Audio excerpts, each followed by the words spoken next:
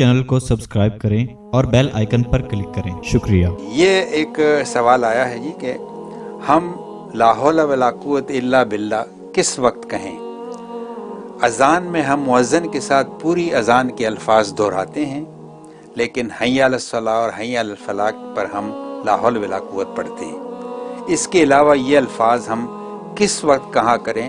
براہ کرم اس کی تھوڑی تفصیل بیان فرما دیں۔ جہاں تک اذان میں اس کا پڑھنے کا تعلق ہے تو اذان میں جو حی علی الصلاۃ حی علی الفلاح کہا جاتا ہے، پہلے والے الفاظ تو سیم دہرانے کیونکہ عقیدہ کا اظہار ہے،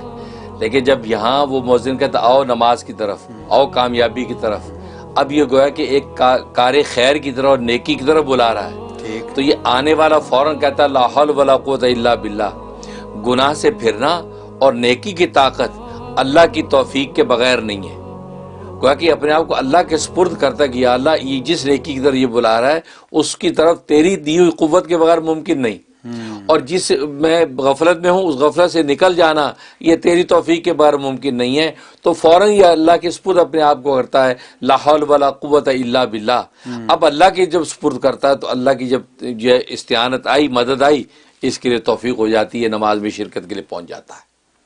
یہ موقع اس لیے یہاں پر لا حول ولا پڑھایا جاتا ہے، سیم انہی الفاظ کو نہیں دہرایا جاتا، کیونکہ وہ تو مؤذن مسجد میں بلا رہا ہے آؤ نماز کی طرف، اب یہ گھر بیٹھے کا حی علی الفلاح یہ گھر میں نماز کی طرف بلائے، یہ سینس نہیں کرتا، لہٰذا اس لیے لا حول ولا پڑھتا ہے۔ اس کے علاوہ کوئی بھی ایسی صورتحال ہو جہاں نفس و شیطان کا اغوا اور مکر کا اندیشہ ہو،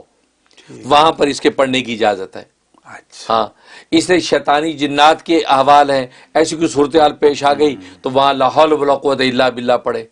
تو وہ ظاہر ان شیطانی چیزوں کے اوپر یہ اثر انداز ہوتا ہے، یا کوئی ایسے نفس کی کوئی اغوا یا کوئی مکر کی کوئی صورتحال محسوس ہوئی، فوراً لا حول ولا قوت الا باللہ، کو معصیت گناہ سامنے دیکھا یا اس کا تذکرہ تو لا حول ولا قوت الا باللہ، تو گویا کہ اس کا مقصد یہ ہے کہ یہ شیطانی اور یہ نفسانی جو ہے یہ امور سامنے آئے ہیں، ان میں ان گناہوں سے بچنا اور نیکی کی توفیق یہ اللہ کی استعانت کے بغیر ممکن نہیں ہے، تو یہ کہہ کے جو ہے اظہار اللہ کی طرف سپردگی کا کرتا ہے، تو ایسے تمام احوال میں اس کے پڑھنے کی اجازت ہوتی ہے۔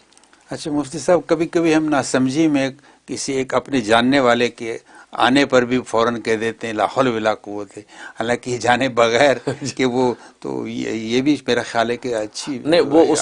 اس میں اصل میں نیت یہ ہوتی ہے کہ بندہ آ گیا اور اب میں اس صورتحال میں ہوں کہ اس کو میں کیسے استقبال کروں، اس کو میں نے کیسے وہ کروں، یہ تو کل آنا تھا آج آ گیا، تیاری نہیں ہے، تو فوراً اپنی اس غفلت کے اوپر کہتا ہے کہ لا حول ولا قوت الا باللہ، میں نے تو یہ بھی نہیں کیا وہ بھی نہیں کیا، یہ آدمی آ گیا، اس پر پھر اللہ سے مدد مانگتا ہے یا اللہ تیری استعانت میں اس کو اب استقبال کروں اور اچھے طریقے سے مہمان کو ڈیل کر پاؤں، تو کہ یہ سپردگی مقصود ہوتی ہے۔ بہت